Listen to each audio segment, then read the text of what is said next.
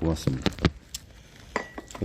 인터뷰 취지는 경제사회노동위원회 김문수 위원장님을 만나가지고 이제 한국 사회 여러 이제 분야에 만연한 어떻게 생각하실지 모르겠지만은 극도의 이기주의 팬덤 문화로 이 대한민국의 위기상이라고 지금 현재 판단하고 있습니다.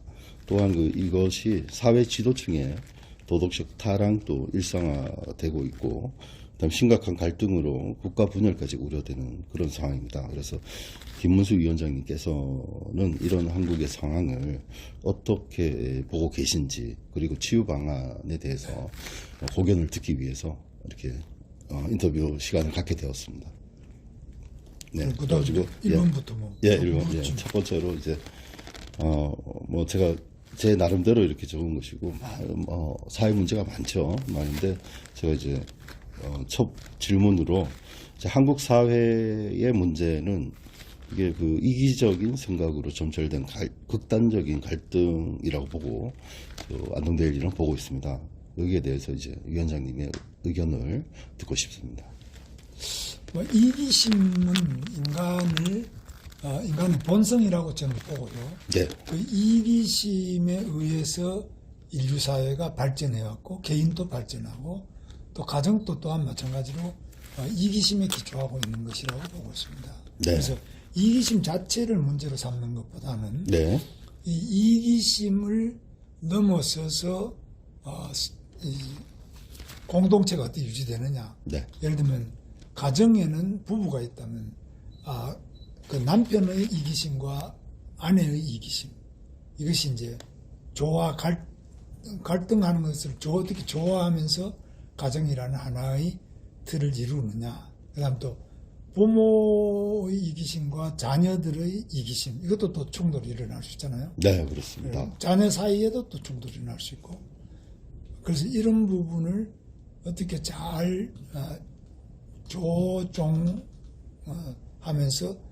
이 가정이라는 단위를 통합해 나가느냐 하는 것이 바로 가정윤리, 네. 가정도덕, 예.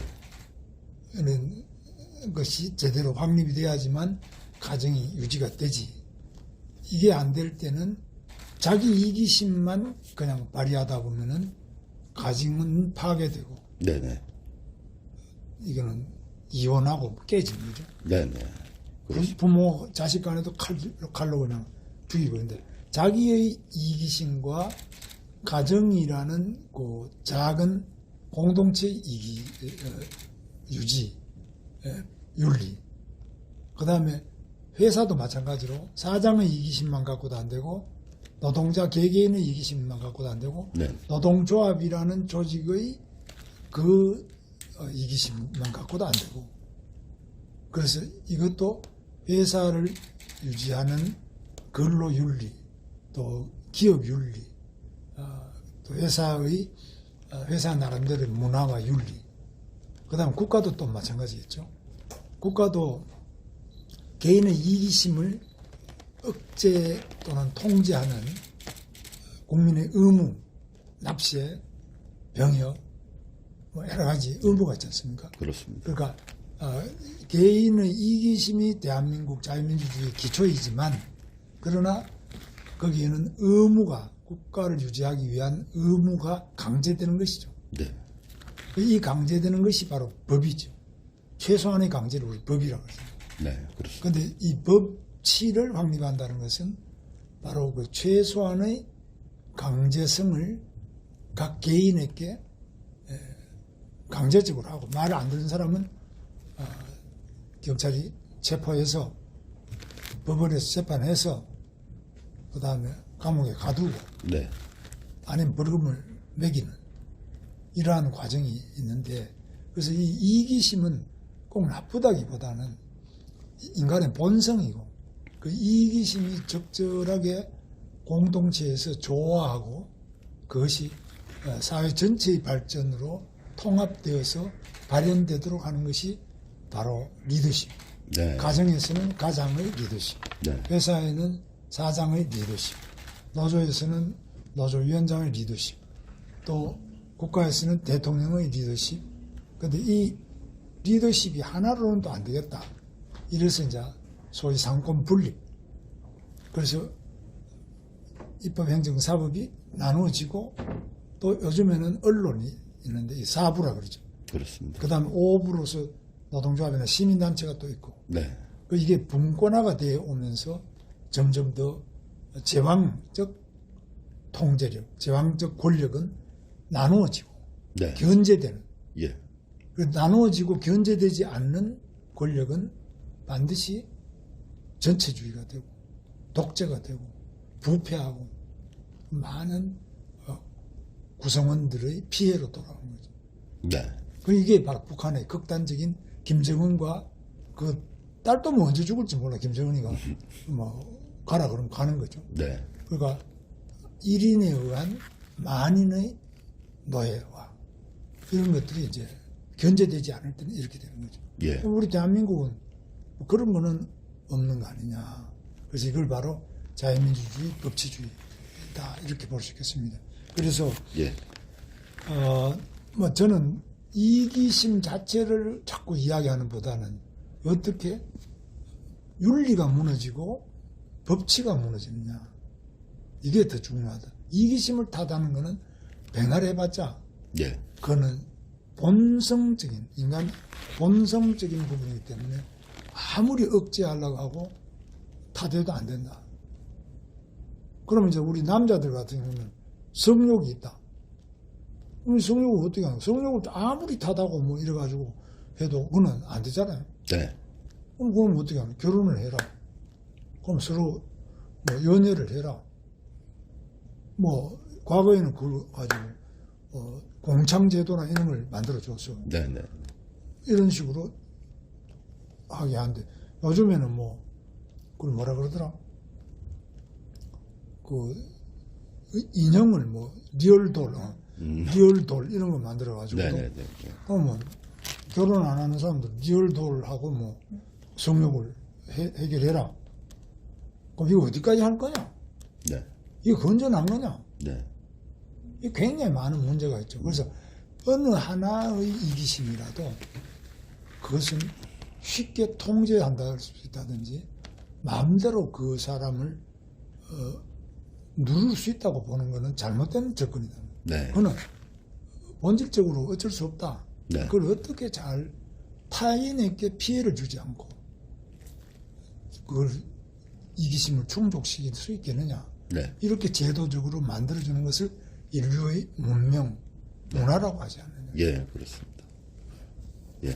우리, 위원장님의 말씀을 듣고 보니까 우리 국민들도 많이, 저도 공감을 하고 우리 국민들도 공감하는 대목이 많은 것 같습니다. 그래서 이기주의라는 것이 이제 문제가 아니라고 말씀하셨는데, 자, 개인주의나 이기주의가 오히려 이기주의라는 것은 경쟁을 하고 그 사람을 아까 제도권 내에서 법을 지키고 양심에 따라서 윤리적으로 한다면 오히려 이기적인 것이 개인의 이기적인 생각들이 오히려 조직이나 그 개인을 위해서 발전적으로 사용될 수 있다는 말씀이십니다. 그렇죠? 그러니까 이제 모든 학문의 기본은 이 이기심을 이기심은 없다. 이타성만 있다. 이런 설도 있어요. 네. 성선설이라든지 뭐 이렇게 이기심 자체를 뭐 성악으로 봐서 그 성악설 이렇게 말하는 사람도 있고 그런데 이제 이런 논쟁은 인간의 가장 근본적인 철학 또는 사상, 종교 이 모든 것의 기본이 되죠. 이 네. 문제는 네. 너무나 어렵고 방대하기 때문에 나는 뭐 그런 것까지는 논할 능력이 없지만 저는 이제 젊을 때는 사회주의, 공산주의 이런 이야기인데 그 인간의 이기심은 아주 미리각성한 엘리트들에 의해서 바로 그 공산당의 바로 뱅가드, 전위 지도자들에 의해서 이 이기심이 눌려지고 또 국가라는 착하고 이타적인 헌신적인 그 혁명가들에 의해서 조직된 사회 질서에 의해서 그걸 충분하게 잘 아름다운 이타적인 인간으로 바꿀 수 있다. 네네네. 이렇게 봐가지고 공산당이 그냥 이기심을 못 극복하고 국가에 반역하는 자는 정신병원에 가두고 이 정신질환이다. 그 다음에 문화대혁명 같은 보면은 왜 선생들이 인민을 생각하지 않고 화려하고 좋은 옷을 입고 좋은 차를 쓰고 좋은 집을 가지고 왔냐. 이거는 이기심을 극복 못하니까 이거는 홍위병의 난동에 의해서 망신을 당하고 하방, 예. 저 밑에 인민들하고 같이 가서 노동을 해봐라. 같이 살아봐라. 이래가지고 엄청난 그 고난을 겪는 역사가 있었잖아요. 그러니까 이 이기심을 부정하고 그것을 권력과 제도로 통제할 수 있다고 보는 자체가 전체주의의 발단이에요. 네. 그게 바로 눈물의 씨앗하듯이 전체주의와 독재의 발단과 씨앗은 바로 그 이기심에 대한 인식이 네. 잘못되어 있을 때는 네. 그렇게 나온다. 그리고 이 자유민주주의의 원리는 인간의 이기심은 자연스러운 것이다. 인간이 뭐 성욕을 가진 것도 자연스러운 것이다. 네네. 식욕을 가진 것도 자연스러운 것이다. 나는 과시욕을 가지고 싶다. 나는 더 잘 살고 싶다는 상승 욕구. 이게 다 이기심의 일종이잖아요. 네네. 이런 것을 자연스럽게 보고 그것을 잘 국가 안에 제도 안에 견제되면서 상호 견제하면서 정착할 수 있도록 설계된 제도가 바로 대한민국 헌법, 자유민주주의 헌법이고 네. 북한은 이거는 악이니까 뭐 포로 수용소에, 인민 수용소에 보내, 뭐 정치범 수용소에 보내가지고 한다. 이렇게 되어 있는 거죠. 그래서 조금만 네. 잠깐만. 네. 네. 예, 김문수입니다.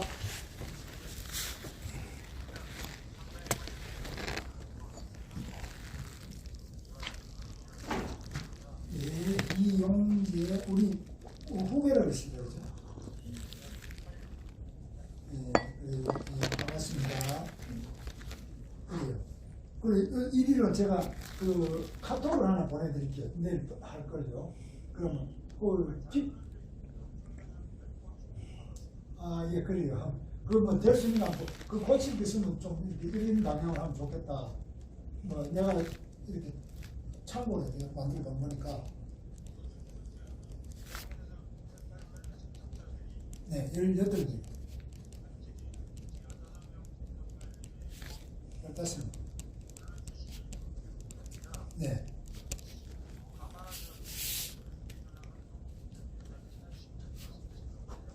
예, 그럼 참석자 명단을 하나 보내주세요. 저한테.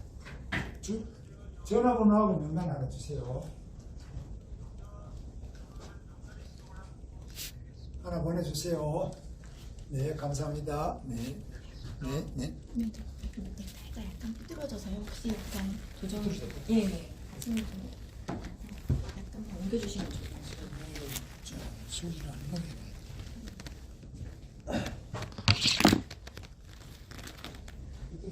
약간 네네네.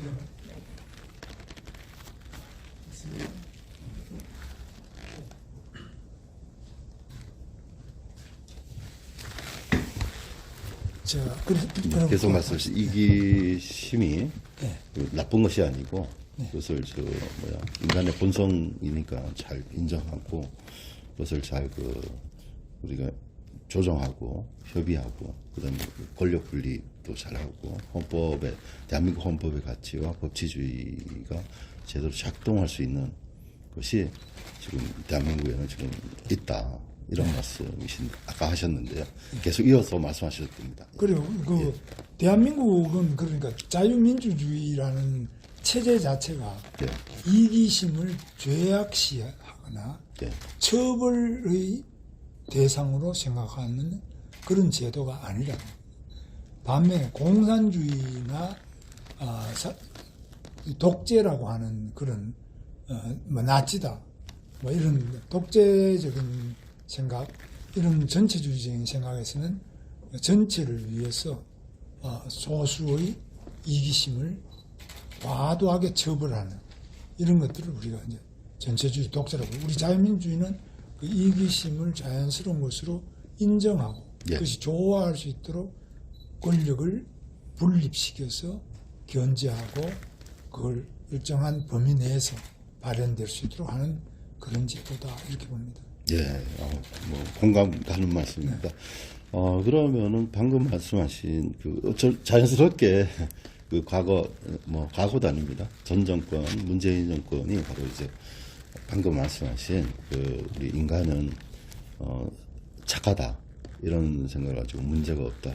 소수의 착한 세력이 이제 전체를 더 살기 좋게끔 이제 하겠다. 그러면서 이제 자유를 억압하고 그들이 뭐 시키는 대로 했고 어떻게 보면 또 포퓰리즘도 있었습니다. 정책 중에 이런 식으로 가면서 또 우리 위원장님께서는 그 문재인이 공산주의자다라고 이렇게 또 말씀하셨습니다. 그래서 전 정권에 대한 이 평가와 지금 현재 민주노총이나 이런 강경한 이런 노조들에 대한 입장이 어떤지 궁금합니다. 그리고 또 경제사회위원회에서 이미 그분들하고도 타협하고 있지 않습니까? 소통하고. 그래서 그런 것들을 어떻게 해 나갈 것인지 듣고 싶습니다. 그러니까 일단은 문재인 대통령은 본인이 스스로 평창올림픽 개막 연설에서 미국의 펜스 부통령, 일본의 아베 수상, 이런 북한의 김영남, 김여정을 다 모셔다 놓고 세계 60여 개 지도자들을 모셔다 놓고 본인 스스로가 나는 신영복이라는 사람을 한국에 존경하는 사상가다. 그럼 신영복의 사상을 존경한다 이렇게 했기 때문에 신영복의 사상은 제가 신영복을 잘 아는 우리 대학의 바로 선배신데 그 때문에 많은 사람이 감옥에 갔다고 본인 자신이 감옥에서 20년 20일을 감옥에 보냈는데 그 사람의 사상 자체가 자기가 여러 번 발표한 것처럼 김일성 주체사상입니다. 그렇기 때문에 제가 이야기한 것이지. 그럼 신영복이 김일성 주체사상을 존경하는 그것을 위해서 자기 일생을 다 바친 사람이 신영복이라는 사람입니다. 네. 그리고 그거를 또 그냥 혼자만 바치면 다행인데 그 옆에 사람들 후배들한테 계속 그 사상을 담은 책을 주고 그 사상을 육군사관학교나 서울대학교에서 강의를 하고 이래가지고 그 주변 사람들 그 사람이 또 북한에 가져온 책을 김일성 관련된 책을 또 마르크스 레닌주의에 관련된 책을 빌려줘서 책 빌려본 사람은 다 감옥 2년 4년씩 감옥 살고 본인 자신이 징역을 20년 20일을 감옥에 산 사람입니다. 이런 사람을 대통령이 올림픽 개막식장에서 전 세계 60여 개국의 국가 원수를 모셔다 놓고 또 북한의 김영남, 김여정이를 앞에 두고 자기 고백을 하고 연설하는 거는 뭐 제가 그런 이야기해도 저를 고발을 못 하잖아요. 네. 본인이 다 그렇게 천명했기 때문에 재판 가보면 자기가 더 망신당할 것 같은 사례가 있죠. 고영주 변호사를 이제 고발을 했는데 무죄를 받았습니다. 그렇죠? 그거는 이제 조금 케이스가 달라요. 고영주 변호사가 이야기한 거는 이제 조금 케이스가 좀 다릅니다만 저는 구체적인 문재인 대통령 발언을 가지고 제가 이야기한 거예요. 네, 그렇습니다. 자, 그리고 제가 또 지금 한반도를 싫어하시는 분들도 있더라고요. 우리가 한반도로 하면 대륙의 끝이라고 하는데 해양국가로서 삼면이 바다로 됐는데 그런데 또 우리 지리적 여건상 이제 북쪽에는 이제 북한이 있고 중국이 있고 러시아가 있습니다. 그리고 이제 우리 지금 한미일 동맹 이제 우리가 주장을 하고 있는데 여기 지금 인터뷰 내용에서는 좀 빠졌습니다만 얘기 자연스럽게 하겠습니다. 그런 상황에서 지금 한국의 많은 분들이 작지 않습니다. 수가 많은 분들이 아직도 친일파 이런 거 그다음에 독도 문제를 계속 문제시하고 어떻게 보면 이제 한일 관계를 불안하게 하는 그런 요소들이 민주노총이 민주당이나 이런 그 주사파 아까 말씀하신 문재인 정권 사람들이 하고 있는 걸로 제가 생각해도 되겠는지, 또 우리 위원장님은 어떻게 그건 또 생각하시는지. 일반적인 이야기는 안 되고 구체적인 그런 부분은 이제 예. 구체적인 특정을 해야 되거든요. 네네. 일단은 문재인 대통령은 임기가 끝나서 그러면 구체적으로 하면은 물러갔기 때문에 최근에 이제 윤석열 그 대통령이 그 일본으로 가셔가지고 이제 그 위안부 문제 타결한 거 있지 않습니까? 그걸 가지고 이제 매국노다라고 이렇게 계속해서 매주, 그리고 어제도 뭐 여기 민주노총에서 집회를 하고 있더라고요. 그걸 가지고. 그리고 뭐 현수막도 이렇게 서울 시내에 버젓이 그냥 독도도 내줄 것이냐 이렇게 하는 그 플랜카드도 걸려 있고 그렇습니다. 거기에 대해서는 또 어떻게 생각하시는지. 윤석열 대통령의 지금 한일 관계의 발전적인 그 외교 또는 한미일 삼각 동맹, 이 부분은 현재 우리 대한민국을 안보상 튼튼하게 하고 경제를 발전하게 하고 할 뿐만 아니라 미래의 대한민국의 발전 방향을 잘 제시하는 올바른 외교 전략이라고 보고, 또 반드시 한미일 삼각 동맹의 축에 의해서 대한민국이 나가야 될 것이다, 이렇게 봅니다. 그런 면에서 올바르다고 보는데, 그 비판하는 사람들이 하는 것 중에 독도를 논하는데, 네. 뭐 독도는 실효적인 지배를 우리가 하고 있습니다. 네. 아무리 뭐 역사적인 분쟁을 한다 또는 일본이 주장해도 누가 실효적으로 지배하느냐, 이것이 중요하죠. 네. 그러니까 예를 들면 중국이 동북 공정에 의해서 지금 뭐 고구려도 자기 땅이다, 뭐 조선도 다 자기들한테 조공을 바쳤으니까 자기들 나라다, 소국이다, 이렇게 말해도 네. 실효적으로 대한민국이 존재하고 있고, 또 우리가 이 배타적인 주권 국가로서 이 한반도의 전부는 아니지만은 남쪽 부분은 실효적으로 우리가 독립국가를 유지하고 있지 않습니까? 예, 그렇습니다. 그렇기 때문에 중국이 아무리 동북공정 이야기한다 하더라도 우리가 비판을 할 수 있지만 그거 가지고 뭐 전쟁할 일도 아니고, 우리가 전쟁을 중국이 우리한테 해오면 하지만 네. 우리가 먼저 전쟁할 건 없죠. 예. 중국이 동북공정 한다고 화내서 그럼 전쟁하자 이렇게 해서는 안 되는 거죠. 예. 일본 관계도 마찬가지죠. 독도는 우리 땅이다. 실효적으로 우리가 지배하고 있잖아요. 네. 우리 독도 수비대가 그것을 지키고 있고, 네. 또 독도의 주민등록도 우리가 가진 사람도 있고 잘 하고 있는데, 가고 싶으면 또 갈 수 있어요. 네. 근데 그걸 자꾸 일본 땅이다 이렇게 말하고 윤석열 대통령이 말했다, 이걸 가짜 뉴스라고 하는 겁니다. 네. 그 독도가 일본 땅이라고 말하는 사람은 현존하는 대한민국 국민 중에 뭐 어떤 정파를 떠나서 네.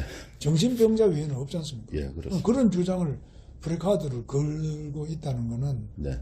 그거는 나는 정신병자입니다, 이렇게 말하는 자기 고백이라고 나는 보고 있습니다. 네.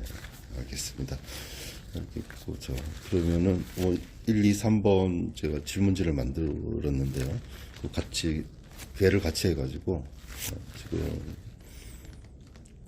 뭐 일부 학자들, 다수의 학자들도 지금 자꾸 독도 문제는 언급하지 않는 것이, 그렇죠. 언급하면은 이제 국제재판, 일본이 원하는 대로 흘러갈 것이다. 국제사법재판소로 가는 것을 지금 원하는데, 우리가 지금 이거 친일 자꾸 얘기하고 독도에 대해서 자꾸 일본에서 반응을 보이니까 우리가 반응을 한단 말이죠. 그러면 이것이 오히려 우리한테 아까 실효적인 지배를 하고 있는데 그걸 자꾸 문제시하는 거가 돼가지고 국제재판소로 넘겨지면은 그때는 이제 우리가 정말 위험하다, 이런 얘기가 뭐 주요 학자들의 주된 얘기더라고요. 예. 그래서 그렇습니다. 독도 문제는 여기까지 하시면 될 것 같고, 자, 그래서 아까 이제 문재인 정권에서 추진했던 그런 정책들이 아직도 지금 그 문재인 정권에서 임명한 그 많은 그 공직자들, 그다음에 그 실제로 그 공무원도 있고, 그다음에 정무직 공무원도 있는데 지금 그분들을 지금 이 국민의힘이나 대통령실에서 어찌하지를 못하고 있습니다. 그래서 그 점이 안타깝게 생각하는데 많은 국민들이 거기에서는 또 어떻게 보시는지 위원장님의 생각을 듣고 싶습니다. 이 김명수 대법원장이 대표적인 인물인데요. 예, 올해 9월 24일까지는 아직 임기가 있기 때문에 그때까지는 있는데, 그래서 사법부의 김명수 대법원장 오늘 임기를 채워야지 그 뭐 중간에 그만두라고 할 수는 없지 않습니까? 네네. 사법부가 독립돼 있기 때문에. 예, 그러나 이제 사법부가 아닌 방송통신위원장 네, 한상혁 씨다 이런 사람들은, 방송통신위원장은 그래도 장관급의 행정부의 일부인데 네, 뭐 이런 사람도 이제 계속 나는 못 그만두겠다.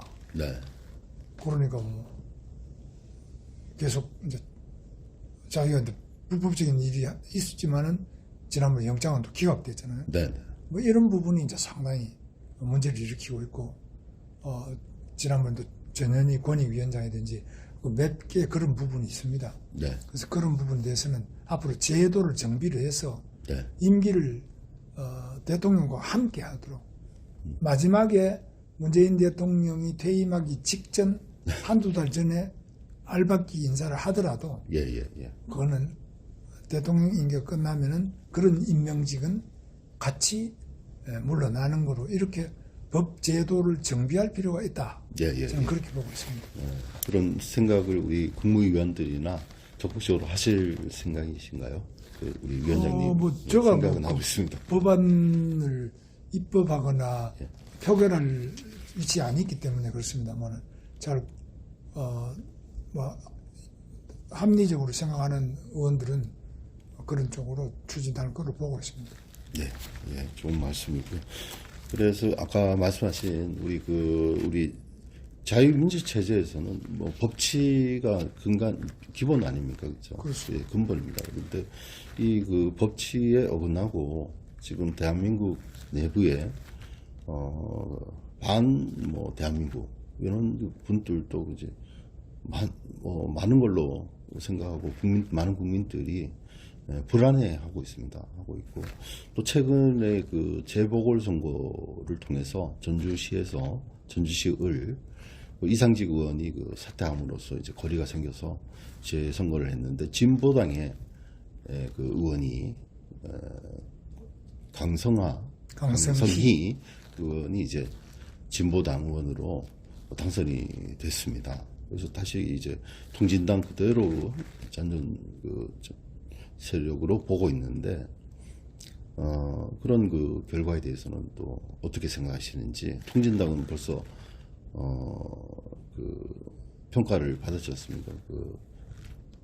해체가 됐지 않습니까? 그런데 지금 진보당이라는 이름으로 국회의원이 이제 전주시에서 나왔는데, 거기에 대해서는 어떻게 생각하시는지. 자유민주주의는 좋은 점이 많지만, 네, 인간의 그 또 자유를 제한하려면 법치에 의해야 된다. 이런 제도이기 때문에 자유민주주의는 또 허점이 많아요. 네, 자유민주주의에 반대를 하고 자유민주주의 적에 해당되는 사람들을 로부터 자유민주주의 체제를 방어할 수 있는 게 좀 약해요. 네, 그리고 이제 지금 진보당의 강성희 의원 같은 경우는 그러한 허점을 잘 이용해가지고 이제 국회의원이 됐잖아요. 네, 된 건 된 거예요. 네, 네, 그 자유민주주의의 지금 현재 대한민국의 법과 제도적인 그 위에서 당선된 겁니다. 네, 그렇습니다. 그럼 북한 같으면 이런 건 안 되죠. 네, 네, 뭐 동문은 반동이다 그러면 그냥 됐더라도 장성석이 끌어서 죽이듯이 예. 그냥 가서 당장 죽여버리면 되는데, 네, 우리 자유민주주의 체제는 그게 안 되지 않습니까? 예. 그렇기 때문에 그 자체는 인정할 수밖에 없고요. 예, 다만 왜 이렇게 됐느냐를 볼 때는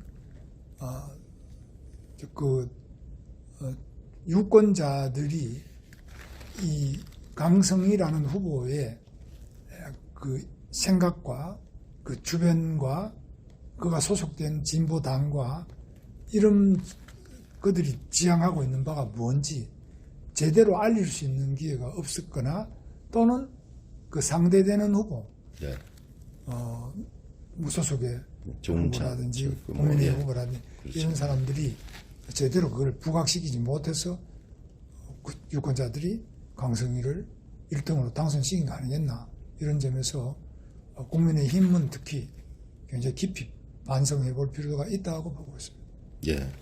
자, 그러면은 다시 또다시 지금 이 반 대한민국 세력들 그리고 뭐 이 대한민국에 대해서 지금 뭐 사회주의화 시키려고 하는 그런 제도 정책들이 입법이 됐습니다. 지난 문정권 때 많은 구체적으로 얘기하면 주민참여 예산이라든지 뭐 지방 분권이라든지 물론 잘 그 법대로 한국의 헌법에 준하는 그런 그 정책을 실시하면 좋은데 그걸 뛰어넘어서 자꾸 그 아까 진보당처럼 들어와서 이제 입법 활동을 할 텐데 그 지금 헌법도 개정하려고 막 하고 있지 않습니까? 그럴 때 우리 그 정치인들이 우리 헌법을 수호하고 또 국민들에게 살기 편한 그런 그 국가 발전을 위한 그런 법안들이 제시가 돼야 되는데 그것이 지금 제도권인 그 국회에서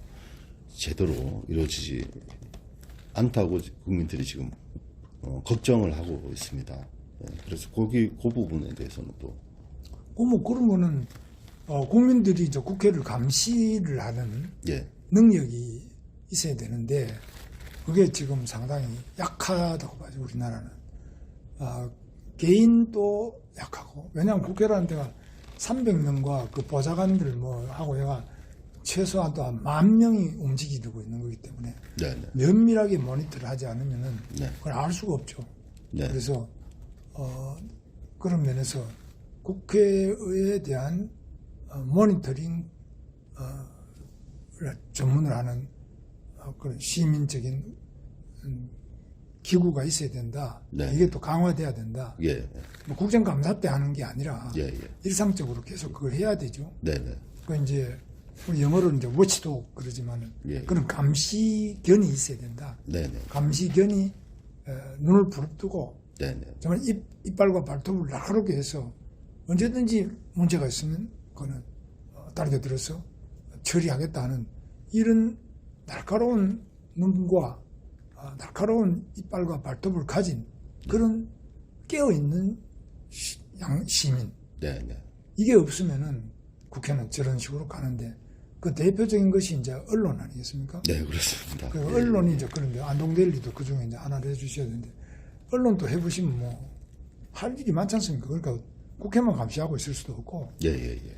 뭐 그런 상태 아니겠습니까? 그러다 네. 보니까 우리나라는 그런 면에서 아직까지 좀 많은 감시기구 예를 들면 참여연대라든지 뭐 이런 경실련이다 뭐 이런 데가 다 일정한 정치적 편향이 있지 않습니까? 예, 예, 예. 그 편향이 있기 때문에 한쪽에 편향된 감시만 한다 이렇게 저는 보고 있습니다. 네. 말씀 잘하셨는데 민주노총 산하에 지금 방금 말씀하신 언론 노조가 각 방송사나 신문사에 언론 노조가 다 가입되어 있는 거 아시지 않습니까? 그렇습니다. 예. 그래서 지금 그 권력을 견제하고 감시하고 해야 되고 국민을 대신해서 하고 그다음에 또 국민들도 각성을 해야 되지 않습니까? 민주주의에 대해서 직접 참여도 하고 의견도 제시하고 해야 되는데 이 국가가 어떻게 보면 요즘 이 상황을 보면은 국가보다 일반 국민들이 더 나라를 생각하는 것 같습니다. 우리 위원장님 의견은 어떻습니까? 국민들도 여러 가지가 있는데 요즘에 특히 지난번에 탄핵을 겪으면서 박근혜 대통령 탄핵을 겪으면서 그 이제 체제 탄핵이라고 하죠. 예, 단순한 뭐 박근혜 탄핵이 아니라 대한민국의 자유민주주의 체제를 탄핵한 체제 탄핵이었다. 그리고 이건 이 탄핵 자체가 상당히 가짜 탄핵. 가짜 뉴스에 의한 가짜 탄핵 이런 게 또 많았습니다. 그래서 뭐 박근혜가 뭐 정윤아가 박근혜 딸이다. 박근혜는 내연남이 정윤회다. 뭐 이런 식의 황당한 이야기. 네. 박근혜는 뭐 돈을 스위스 은행에 뭐 300조를 숨겨놨다. 현직 국회의원 안민석 같은 사람이 네. 그거 찾으러 간다고 KBS 카메라를 대동하고 뭐 공항에서 쇼를 하고 이러지 않습니까? 네, 네. 그건 다 처벌 받으면 처벌 안 받고 있지 않습니까? 네. 그러니까 이런 가짜 거짓이 네. 산더미처럼 쌓여서 탄핵된 거 아닙니까? 네, 네, 네. 그렇습니다. 그럼 이런 가짜를 그럼 누가 밝혀내서 누가 처벌할 것이냐? 네. 이런 부분에서 참 부족한 부분이 많이 있다. 네. 그래서 그런 부분에서 이 지난 탄핵 과정 이런 걸 겪으면서 상당한 정도로 우리 체제의 문제점, 네. 또 우리 국민의 문제점, 네. 뭐 그런 부분에 대해 가지고 한번 돌아보는 네. 그 백서 같은 거라도 한번 나와야 된다고 나는 봅니다. 예. 탄핵에 대한 백서도 그건 누가 써야 되느냐? 국민의힘이 써야지. 네. 자기들이 탄핵의 주역이었잖아요. 예. 그러니까 그 사람들이 왜 탄핵했느냐? 박근혜를 왜 탄핵했느냐? 그 깊이 냉정하게 이야기해야지. 근데 그거 없잖아요. 네. 지금 뭐, 국민의힘에서는 오히려 뭐 거기에 대해서 말씀하시는 의원들이나 국민들을 상대로 아스팔트 세력이다. 그다음에 뭐 무시하는 그런 그 발언들이 지금 이어지고 있습니다. 김기현 당대표도 얼마 전에 뽑혔는데 좀 이게 지금 방금 말씀하신 불법 탄핵이라고 생각하십니까? 어떻게 불법이다라는 것도 있겠지만은 뭐 그것보다는 거짓에 의한 거야 많습니까? 네. 뭐 법률가들은 그 중에 불법적인 요소가 많이 있다는데 그것도 이제 불법이냐 아니냐 하는 거는 이제 또 다시 또 판단을 구해야 되겠습니까? 네. 그런 건데 일단 이게 거짓 탄핵이라는 건 확실하고 체제 탄핵이라는 것도 확실하죠. 예, 그러니까 이게 그 거짓인데 저 거짓을 말하신 분이 아까 안민석 대표적인 사람이 안민석 국회의원입니다. 의원이고 그 언론에서도 많은 그 조중동도 마찬가지 그 당시에 그렇게 했고 JTBC를 비롯한 많은 매체에서 국민들의 그 혼을 완전히 빼앗아 가지고 이제 국회까지 그리고 헌법재판소로 가고 최종 그 파면을 탄핵을 당하셨는데 이게 지금 정상적인 대한민국 헌법과 법률에 의해서 가능한 일입니까 이것이요? 그거는 그때 이제 참여했던 많은 법조인도 있고 언론도 있고 국회의원들도 있고 국회의원도 여야가 또 다 힘을 합쳐가지고 그런 탄핵을 했지 않습니까? 네. 그러니까 그 부분에 대해서 어디서부터 출발해서 이걸 다시 좀 돌이켜 봐야 될지 이런 부분은 제가 생각할 때는 그 당사자로 피해를 받던 박근혜 대통령도 본인이 뭐 생각하는 게 많이 아니겠습니까? 예. 그분이 해야 되는데 그분도 지금 가만히 있잖아요. 네네. 그러니까 참 답답합니다, 저도. 네. 자, 그러면 이제 다시 이제 처음 지지대로 그 경산호에 대해서 또 말씀 이제 마지막입니다.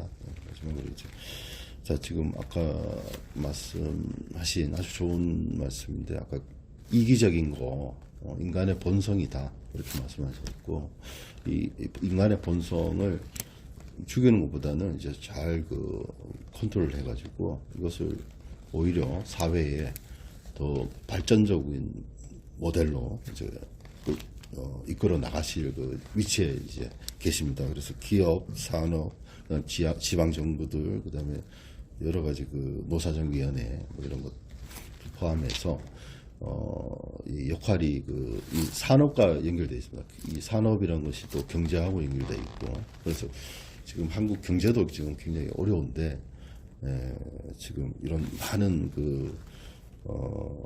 기관들, 개인들 해가지고 이렇게 만나실 텐데 앞으로 계획은 아까 법치를 확립시키고 뭐 말씀하셨는데 어떻게 아까 이기주의를 잘 녹여내서 이것을 우리 국가가 발전하는 밑거름으로 삼을지 말씀해 주시면 고맙겠습니다.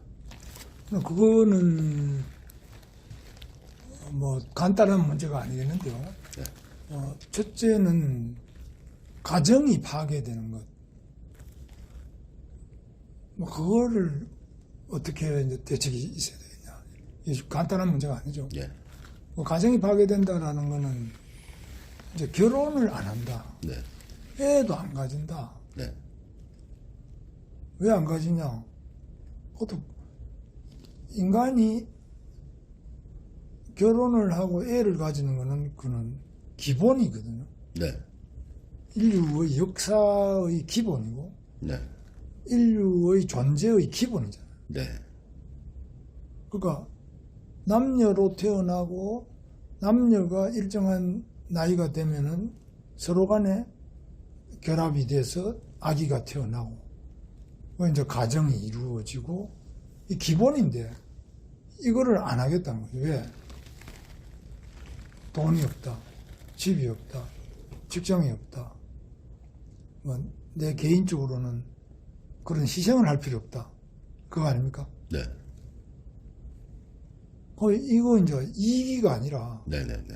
이건 이제 멸망의 길이죠. 이거는. 네네. 이렇게 100년만 해버리면 자동 멸망이죠.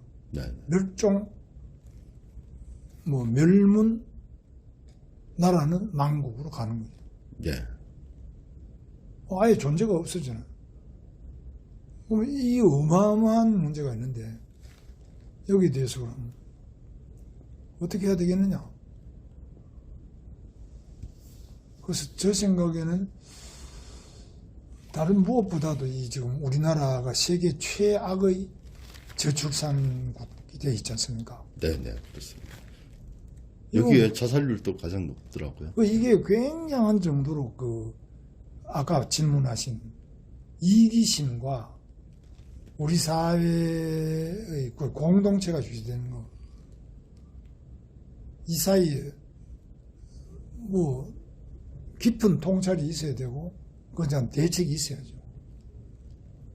근데 그거는 뭐 제가 다 답할 능력은 없지만 이거는 우리 대한민국의 존재 자체가 지금 없어지게 돼 있다고 나는 보고 있습니다. 이런 것이 해결이 안 되면. 네. 전혀 해결할 게 없잖아요. 뭐 돈을 좀 쓴다고 되는 문제도 아니에요. 네. 뭐 돈 안 쓰고도 안 되지만 돈만 갖고 되는 것도 아니에요. 네. 인간의 자기 존재에 대한 역사적이고 어떤 경우는 종교적인, 철학적인 모든 부분에 대한 사회 전체에 대한 깊은 분석과 통찰 속에서 이 문제가 해결될 것으로 보고 있어요. 그러니까 매우 어려운 문제다.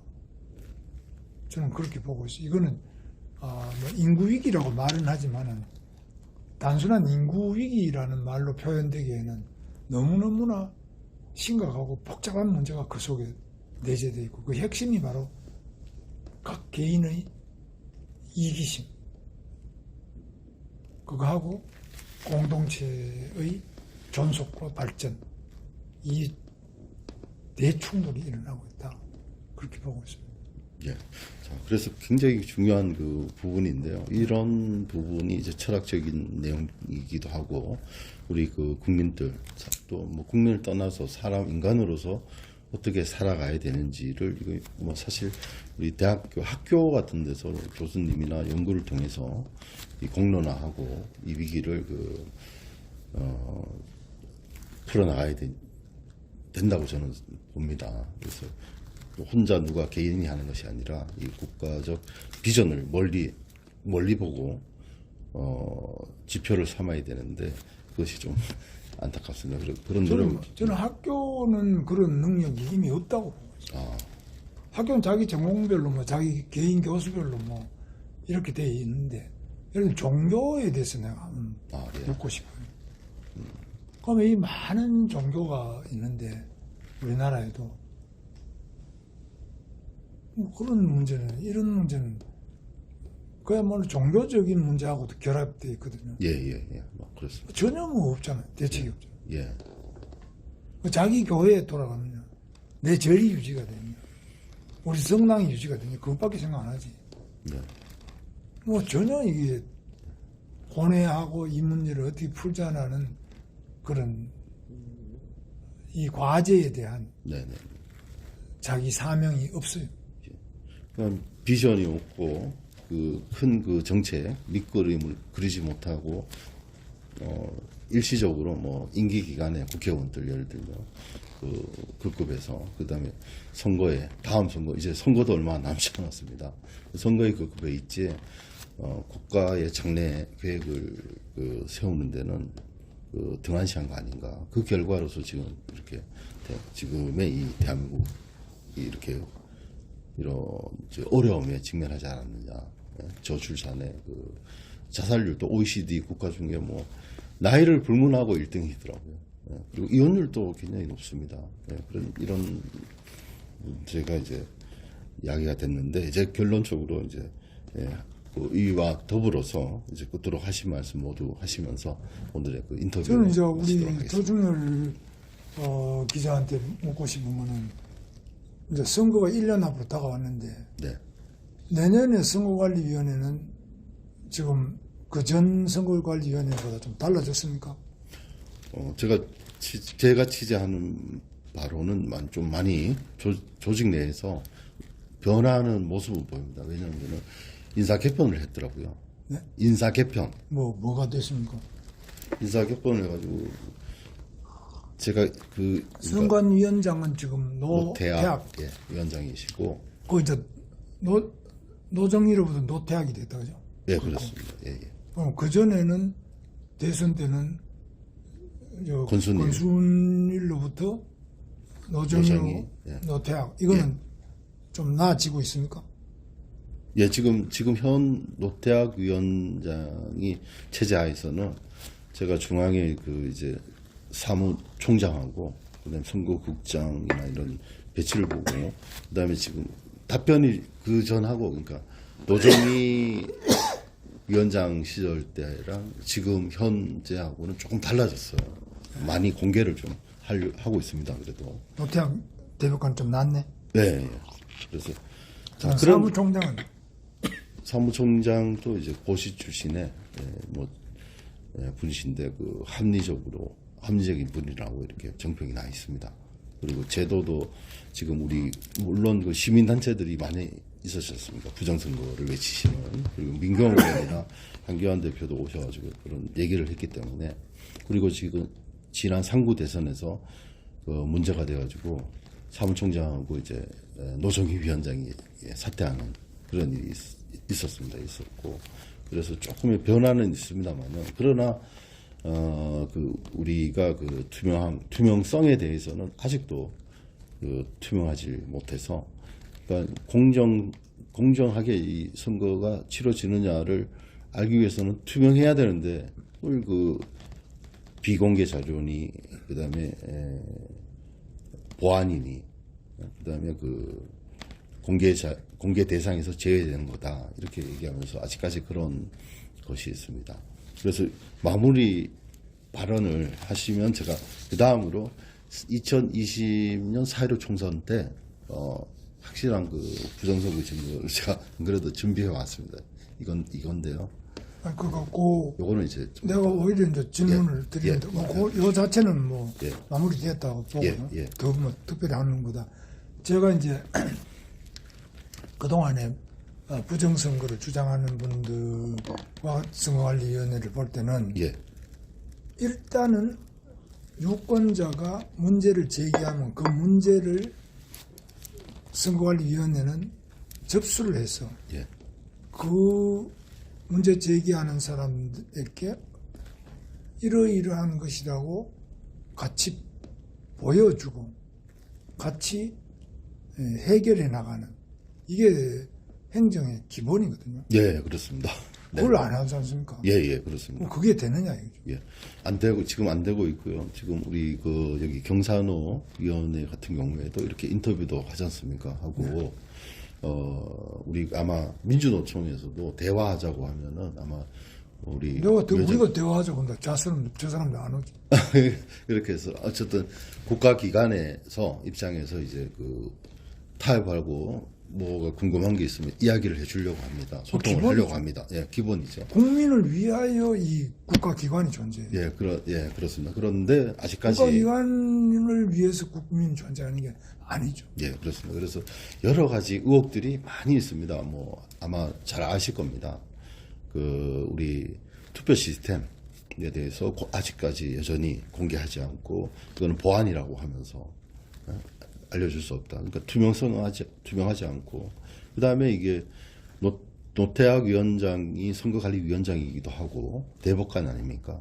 그래서 이 대법관들의 이 법관입니다. 법관인데 이들이 재판 과정에서 그 노골적으로 이 법관도 법에 의해서 그 재판하는 것이 아닙니까? 원님 재판이 아니란 말이죠. 자기 마음대로 하는 게 아니거든요. 그래서 그러나 제가 이 여러 가지 그 판결문 대법원에서의 판결문을 제가 입수해가지고 보니까 이게 완전히 그 사실과 왜곡되는 그런 그 결정문에 대법관들의 결정문에 그게 있어서 아마 그것으로 아마 이번에 이제 최종적으로는 그게 들어갈 것 같습니다. 그래서 이런 그 자유민주 국가에서 국가기관이 국민들이 의혹으로 삼고 그 의심하고 있는데 정말 그 안타깝게도 위원회에서는 국가기관으로서의 아까 기본적인 아주 기본적인 그런 그 확인도 해주지 않는데 이 그 선거가 과연 공정하고 엄정하게 집행이 되는지를 저도 묻고 싶습니다. 그리고 구체적으로 안 된 게 뭐냐. 예, 구체적으로 개선됐다고 했는데 예. 개선 안 된 게 뭐냐. 안 된 거는 뭐냐? 안 된 거는 지금 사전투표를 그대로 그냥 실시하겠다는 겁니다.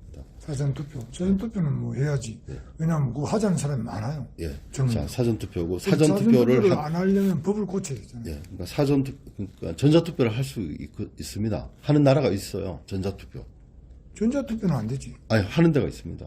아니, 우리는 전자투표는 없지. 예, 우리는 없는데 그 유럽의 사례를 보면 에스토니아 같은 경우에가 이제 전자투표를 합니다. 근데 그게 가능한 게 이유가 투명합니다. 투명해요. 소스 코드라든지 기술적 검증이 필요하니까 예, 그건 좀 놔놓고 예. 그 굉장히 기술적으로 예, 그래가지고 에스토니아가 성공적으로 했고 네. 전자투표를 하니까 편하고 그다음에 그 비용도 절감이 됐습니다. 그리고 투명하게 하니까 믿고 신뢰를 합니다. 선거관리위원회를. 그래서 그 스웨덴에서 다시 그 에스토니아 거를 받았습니다. 그리고 지금 스웨덴도 전자투표를 하고 있습니다. 똑같이. 스웨덴이? 예. 그래서 이거는 확대될 겁니다. 앞으로 과학기술이 발전되면서.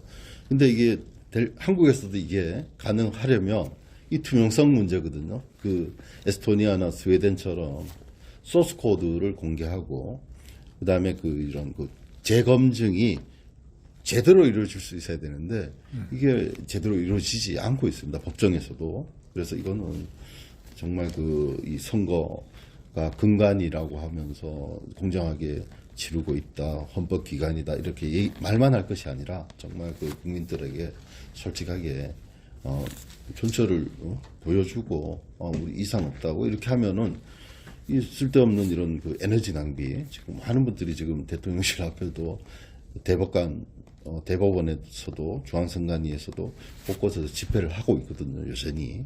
예, 그래서 그 참 문제라고 생각합니다. 그래서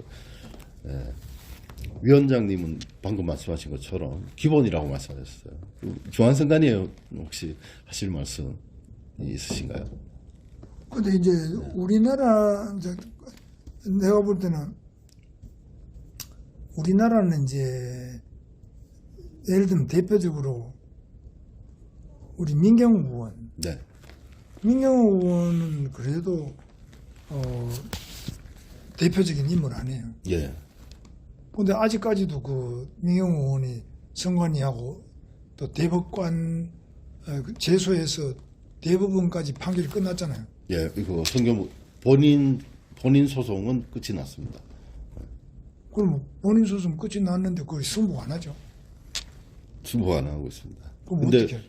자, 그 판결문에도 문제가 많이 있는 겁니다. 그러니까 이게 지금 어떻게 보면은 사법부에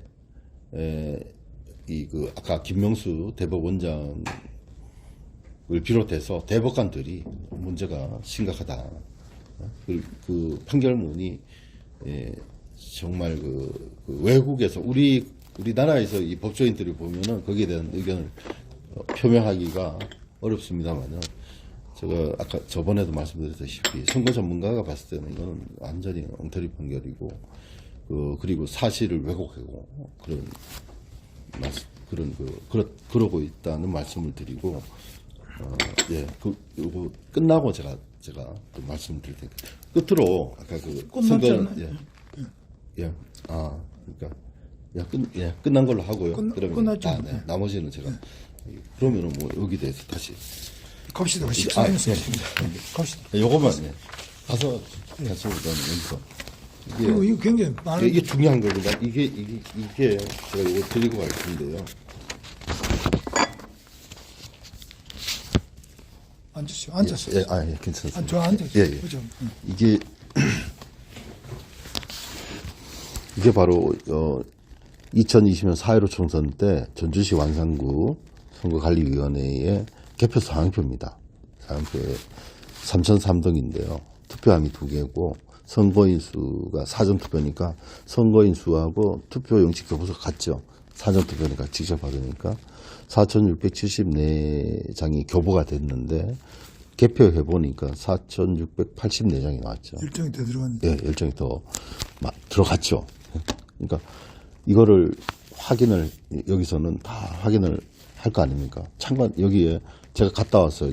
지금 아까 장성호 의원이 당선되는 화산체육관에서 요번에 제가 보궐선거 때 갔었는데, 체육관 내에서, 자, 거기서 수많은 참관인, 그 다음에 개표사무원, 직원, 경찰들, 다 있지 않습니까?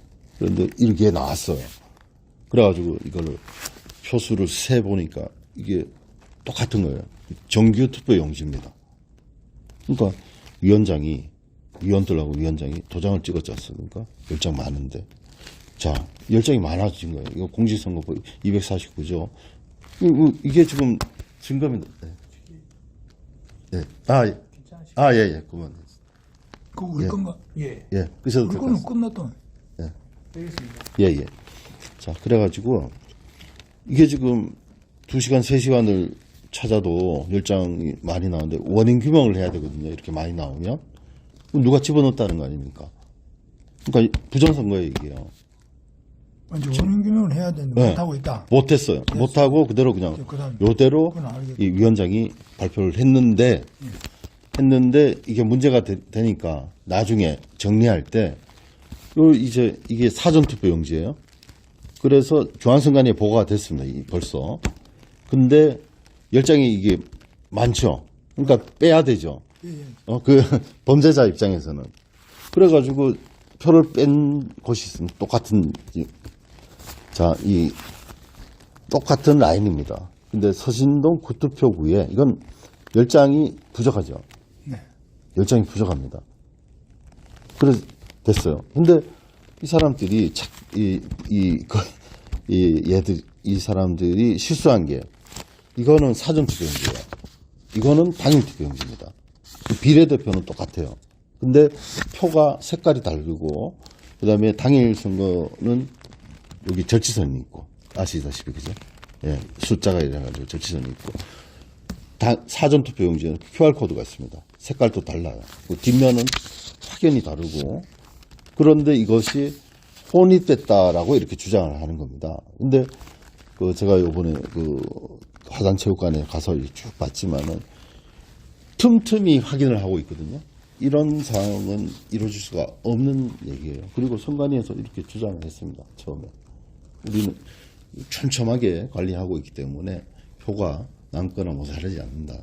그런데 이런 상황이 벌어진 겁니다. 뺀 거를 잘못 빼가지고, 그러니까 한쪽은 이제 많이 나온 게 된 거고, 한쪽은 이 사람들이 뺐어요. 그날. 근데 감수한 거죠, 여기는. 이 두 개가, 이게, 그러니까 공직선거법 249조 투표 위조 또는 증감죄 두 개 사건이 된 거죠. 근데 이 사람, 경찰이나 검찰이나 대법원에서는 뭐라고 얘기하느냐. 10표 늘어났고, 한쪽은 줄었으니까 전체 득표수가 이상 없다. 이렇게 국민들한테 거짓말 치면서 넘어가려고 하고 있어요. 그러면 안 되셨습니다. 안 되죠. 저는 진짜. 밝혀야지. 예. 왜 많고 왜 적은지를. 그러니까, 예. 이게 지금 제가 얘기하는 시나리오대로입니다. 그 선관위 직원들이 얘기한 거예요. 근데도 그냥 묵살하고 지금 있는 거고, 지금 민경욱 의원이나 한교안 대표가 이 작업을 못해서 지금 지고 있는 거예요. 그렇다. 이걸 가지고 이제 나서야 되거든요. 이거는 명백하거든요. 그 사람들은 뭐 나서지 않나? 한 명도 안 움직이고, 이분은, 위원장은 지금 그러니까 양심에 걸리 끼니까 사퇴를 했어요. 1년 정도 있다가. 1년 만에 판사가 위원장직을 사퇴합니다. 예, 사퇴하고. 사퇴해야지, 지금. 사퇴하고, 예, 그래서 여기에 위원 중에. 판사는 하고 있을 거 아니에요. 대전지법에서 하고 있어요. 판사도 그만둬야지. 그리고 제 무엇보다. 정도면 판사도 그만둬야지. 그만둬야죠. 탄핵감이죠, 사실은. 그래서 좀 말이 안 돼. 국회에서 탄핵시켜야 돼요. 이런 지금 사안입니다. 그래서 이거를 경찰이 이렇게 조사까지 했거든요. 고발을 해서. 근데 경찰이 같은 얘기를 하는 거예요. 법원하고 똑같이. 이건 있을 수 없는. 그래, 요거는 내가 드리고 가겠습니다. 예, 고맙습니다. 하여튼 있을 수 없는. 예, 이건 그러면 밝혀야 됩니다.